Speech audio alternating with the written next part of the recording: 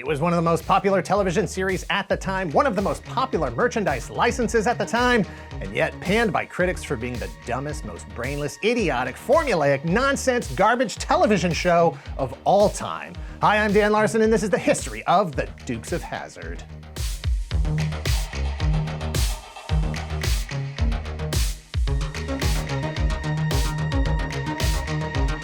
Dukes of Hazzard is a live-action television series that ran 147 episodes over 7 seasons from 1979 to 1985. Despite its popularity, influence, and nearly a decade in primetime, it was plagued by accusations of simple-mindedness and bad writing, not only by critics, but by the cast themselves. Somewhere in the southeastern United States is Hazzard County, and therein the farm of Uncle Jesse Duke, a residence he shares with his nephews Bo and Luke Duke, and his niece, their cousin, Daisy Duke. Bo and Luke are fun-loving local rascals who spend most of their days thwarting the schemes of corrupt county commissioner Boss Hogg. They are like modern-day Robin Hoods, who in many cases are known to rob the rich to give to the poor. They are also the owners of the General Lee, an orange 1969 Dodge Charger used for going into town, for racing, and for escaping corrupt law enforcement officers carrying out the will of Boss Hogg. While never explicitly stated, it is one of the fastest and most durable vehicles ever built, capable of executing and surviving frequent long-range, high-speed, high-altitude jumps. With help from their cousin Daisy, their friend and mechanic Cooter, and all the well-meaning folks in the county, they maintain a community support system that operates outside the law. Because the law is whatever Boss Hogg and Sheriff Roscoe P. Coltrane make it, and however they choose to enforce it against the Dukes of Hazzard. Thank you to Aura for sponsoring this video. Click the link in the description below to try Aura for 2 weeks free today. Answer my phone without a properly scheduled purpose, duration, and previously verified contact number? Absolutely not. It's 2025. Unsolicited phone calls are only for spam and scams. Data brokers take advantage of publicly available information like phone numbers and addresses to not only bombard you with unsolicited phone calls and garbage texts all day long, but it wasn't always that way, and it doesn't have to be anymore. Aura's Data Broker Opt-out will help remove your personal information from data brokers and people search sites that can sell your information to identity thieves, scammers, and more. Aura has identity theft protection that monitors your personal data, including your social security number, across billions of data points like the dark web and public court records to alert you about potential identity theft. And they back that up with insurance. Every adult on an account up to 5 adults gets $1 million in identity theft insurance to help cover eligible losses and fees, with a total of up to $5 million in coverage. Aura offers financial fraud protection, alerting you in minutes if your credit file has been compromised, antivirus, VPN, password manager, and 24/7 US-based customer service support. It's a comprehensive suite of personal data protection, all in one app at one affordable price. Go to aura.com/secretgalaxy to try for 2 weeks for free. That will be enough time for Aura to find out if any of your personal data is exposed. Keep yourself and your family safe from data breaches and brokers. And thanks again to Aura. Guy Waldron was still a newcomer to Hollywood when he wrote and directed Moonrunners, a feature film about a family of whiskey bootleggers in the southern United States, inspired by the true story of Jerry Rushing. Filmed in 1973, it wasn't released until 1975. Moonrunners follows family patriarch Uncle Jesse Hagg and his 2 nephews Grady and Bobby Lee as they attempt to carry on the legacy of their family's moonshine business as the county is increasingly controlled by Uncle Jesse's former partner, Jake Rainey, who also happens to own the Boar's Nest, a local bar and adult activity center? Grady Hagg is played by Robert Mitchum's son James, who previously played Robert's son Robin 17 years earlier in Thunder Road, a movie about backroads bootleggers skirting the law to continue the family business. In Moonrunners, cousins Grady and Bobby Lee drive a stock car named the Traveler, named after General Robert E. Lee's horse, and race against some of Rainey's drivers, including a guy named Cooter. They befriend a pistol-packing girl named Beth Ann, who drives a red-orange, car, and the whole thing is narrated by a balladeer played by Waylon Jennings. A critic in the San Francisco Examiner in September of 1975 called Moonrunners, quote, a witless comedy adventure about moonshine drivers in the Carolinas of today. It was designed apparently as a framework for stunt drivers to display their skill in their specialized field of car chases. The heavy-handed writing and directing of Guy Waldron sabotaged his attempt to treat the story with humor and imagination, and the loud country music by Waylon Jennings, who sings and narrates the film, is irritating and abrasive. The Buffalo News called it entertaining in a brainless way. The Toronto Star said it was infested with fake hick cuteness and coyness in an effort to cash in on the rural trade. Huh. So yeah, Warner Brothers got in touch with Waldron to adapt Moonrunners as a television series. Dukes of Hazzard can trace all of its DNA back to the film, including character names, concepts, visuals, and music. Heck, Ben Jones played a federal agent in Moonrunners and Cooter in Dukes of Hazzard. In the mid to late 70s, action shows with tough guys, beautiful women, and signature cars were popular. NBC had The Rockford Files, ABC had Starsky and Hutch and Charlie's Angels. CBS, on the other hand, was the home of superheroes that played to the same audience, with Wonder Woman, Spider-Man, and the Incredible Hulk. TV shows with high-flying, escapist action chock full of stunts and incredible special effects.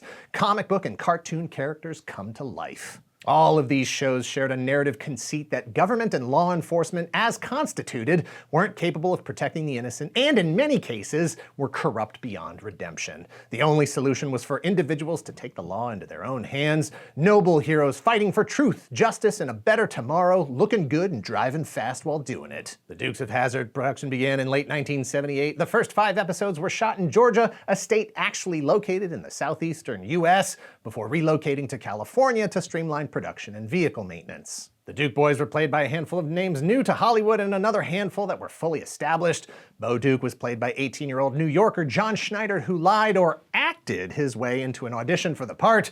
Production was looking for someone from Georgia between 24 and 30 years old. Luke Duke was played by Tom Wopat, who had more stage credits than screen credits. Daisy Duke was played by Catherine Bach. She was inspired to make some alterations to her costume, becoming not only the designer of, but the namesake for Daisy Dukes, the shorts that have long outlived the TV series. Uncle Jesse was played by Denver Pyle, James Best played Sheriff Roscoe P. Coltrane, and Sorrel Book played Jefferson Davis Boss Hogg, all 3 prolific veteran actors with dozens of television and movie roles dating back to the 1940s. Good Old Boys, the Dukes of Hazzard theme song, was written and performed by Waylon Jennings. It notched a #1 spot on the country music charts in 1980 and the 21 spot on the Global Hot 100. Howdy. Hey. You can call it fate. In Hazzard County, it's called Duke's Luck. Jennings also played the role of balladeer, narrating episodes and offering commentary on the action, especially into and out of commercial breaks. Despite technically being in every episode of a series that regularly featured musical performances by prominent country music artists, Jennings himself had no desire to be on screen, a streak that extended into the final season in 1985 when Jennings finally appeared as himself in the 132nd episode. The Dukes of Hazzard's action and stunts were handled as if it were a feature film. Each episode delivered on average 3 major stunts per hour of television, an unprecedented feat of choreography, photography, and budgeting. According to creator Waldron, they developed a production system unlike anything that previously existed in the industry. The Dukes of Hazzard was the first television show that had a full-time second unit shooting stunts 5 days a week. Furthermore, they totaled roughly 1 General Lee and 5 other cars per episode. Those were expensive jumps. Over the course of the series, they went through hundreds of cars, and as it became more and more expensive to purchase 1969 Dodge Chargers, they eventually switched to recycled footage and scale miniatures to reduce the budget and increase the spectacle. The General Lee followed a tradition of signature TV cars on popular shows like The Saint, Batman, Green Hornet, Starsky and Hutch, and The Rockford Files. And just like the character Grady Lee in Moonrunners, the General Lee was named after the General Robert E. Lee, who served the Confederate States in the U.S. Civil War. Its design is heavily rooted in its fictitious Southern heritage, an orange 1969 Dodge Charger with the #1 painted on the side and a horn that played the first 12 notes of Dixie. As for the Confederate battle flag painted on the roof of the car, we'll come back to that. The Dukes of Hazzard premiered Friday, January 26, 1979, exactly 1 week after many CBS stations ran the 2-hour Captain America TV movie starring Reb Brown in an attempt to continue the streak of superhero TV shows. The Duke Boys, being a sort of cartoon superhero show of their own, stole Cap's thunder and potential Friday night slot before he ever got off the ground. As a mid-season replacement, only 13 episodes aired through May of 1979, but the response to The Dukes of Hazzard was more than enough for Warner Brothers to bring the series back for a second season in lieu of even 1 more second of Captain America, his giant motorcycle helmet, and his tiny plastic shield. Season 1 introduced the world to Hazzard County and its residents, good and bad, the cars, the bars, the sensational violence, and the lack of any real permanent damage or consequences for any of it. Adjustments were made in later seasons to better cater to the younger viewers in the audience, but not enough to lose the adult audience that was also tuning in. From day one, TV critics hated it, and their opinion did not change over the course of the series. In 1981, Mike Duffy called Dukes of Hazzard, quote, a series that is little more than a lowbrow, cartoonish pastiche of modern-day dog-patch numbskullery. Others called it goofball adventure, nose-picking Elmer Fuddish stupidity. Some questioned if a nation that enjoyed watching the Dukes of Hazzard could ever hope to beat the Russians. At what? They didn't say, but they did continue, quote, "As you can tell by some of the politicians we elect to office, we're a nation that just loves to watch dumb people perform." McDonald's brings you all the action and excitement of Hazzard County with their new Dukes of Hazzard Happy Meal boxes.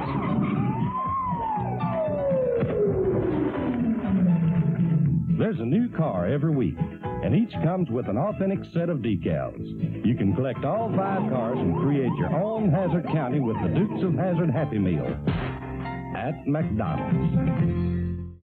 As much as critics were confident that it was bad television, series creator Waldron knew they had a hit when they started getting fan mail in the first weeks of the show.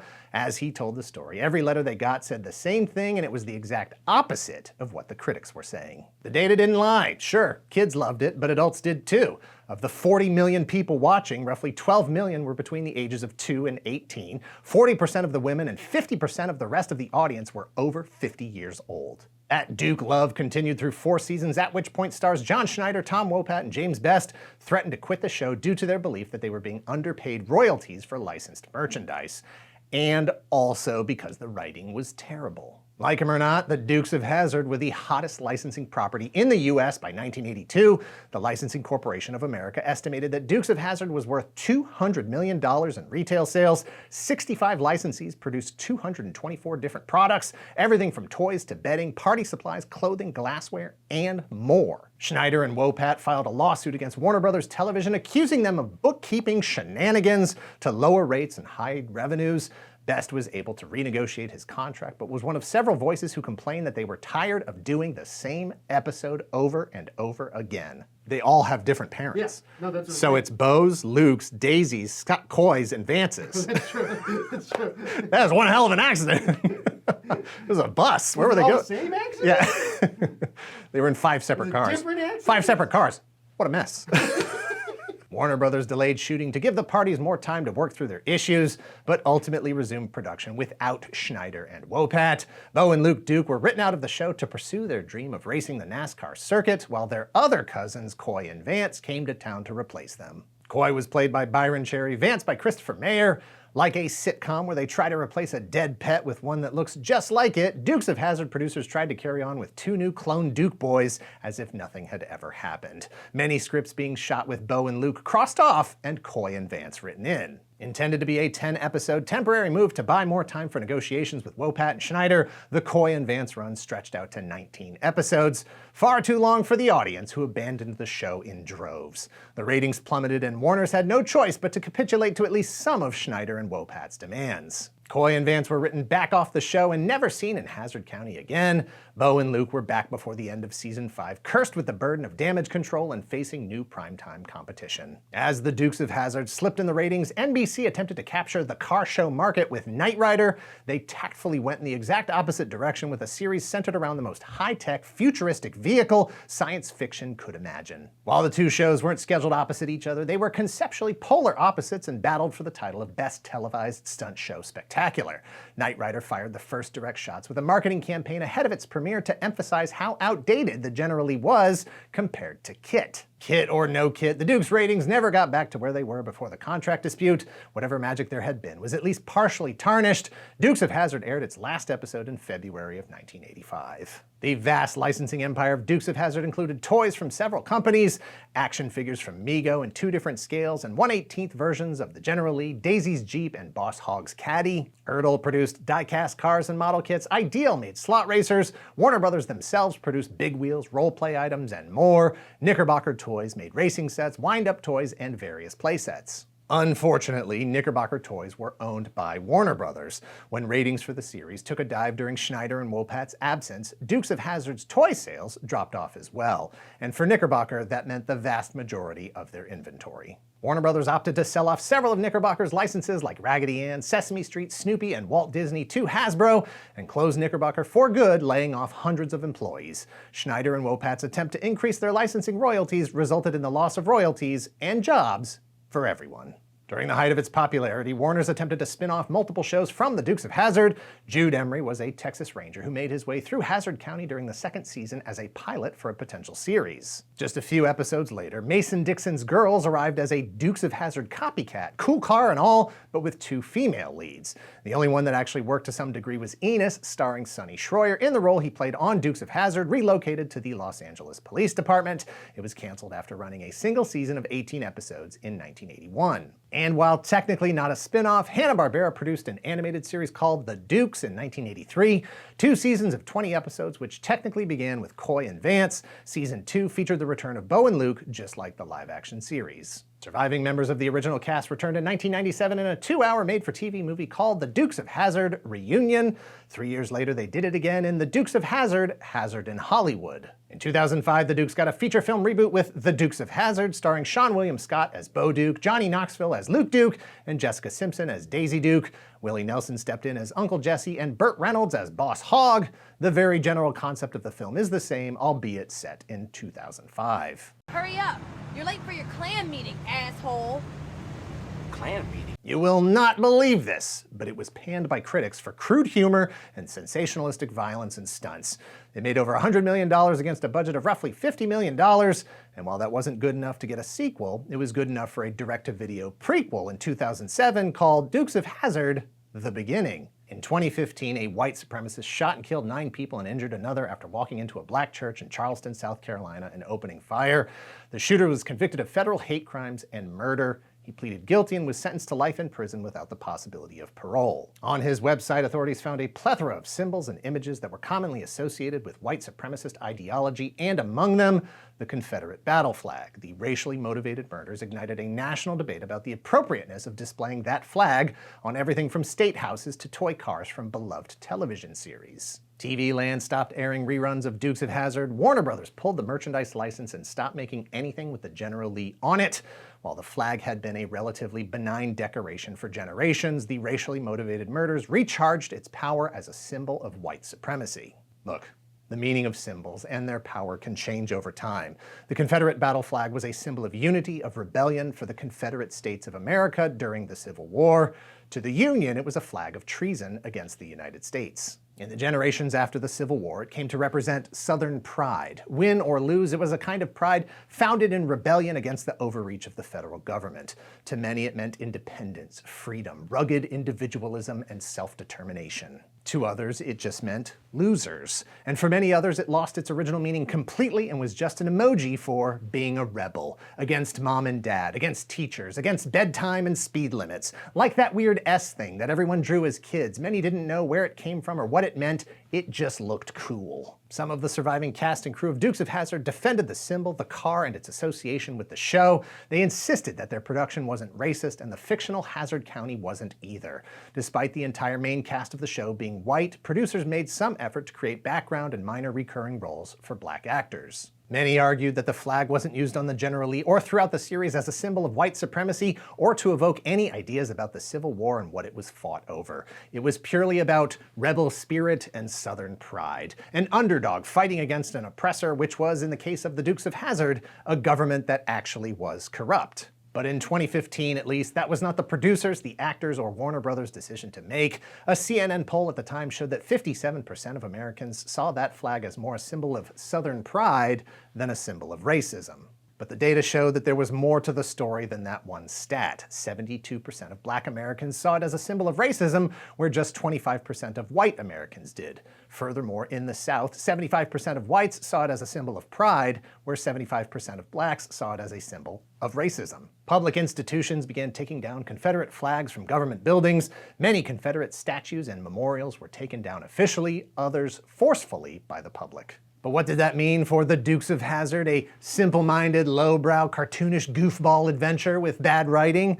As James Poniewozik wrote in a 2015 article in Time magazine, quote, "I am a white man from the North. There may be no opinion on the Confederate flag less relevant than mine, but as someone who believes that pop culture history is important history all the same, I agree with the Washington Post's Alyssa Rosenberg, who argued for reading and watching Gone with the Wind despite and because of its race problems as a valuable document of the way the lost cause curdled into a regional religion." The Dukes of Hazzard, like any TV in our past, is part of us whether we watch it or not. But you're also not a killjoy if you watch it, get a kick out of it, and yet are weirded out by the awesome stunt car flying the flag of slavery. End quote. As of today, The Dukes of Hazzard is readily available to watch on streaming services. People change, symbols change, history is taught by the survivors. What may seem like brainless garbage to one observer can be indulgent fantasy to another. That goes for the Confederate battle flag and The Dukes of Hazzard. Thanks for watching. Please hit like, hit subscribe if you're not already a subscriber. Thank you very much to those of you who already are. Please visit our Patreon at patreon.com/toygalaxy. Several different tiers to address your specific Secret Galaxy content needs. Check out the Secret Galaxy merch shop at secretgalaxy.shop. All merchandise is physically in stock and ready to ship. Links to all of this in the description below, and let us know in the comments down below if you are a fan of Dukes of Hazzard, The Dukes of Hazzard back in the day. I absolutely watched it as a 7-year-old and can assure you that it was not brainless, stupid, dumb television. It was the height of weekly programming. I watched it with a bubble pipe while wearing my Superman smoking jacket. Honestly, looking back at it now, the structure is kind of like Power Rangers, except at the end of the show, the Dukes jump a ravine instead of calling in the Megazord. Same destructive power, same thrill for the audience. Me, 7 years old, bored and confused through most of it, just waiting for that final thrill. Yeehaw!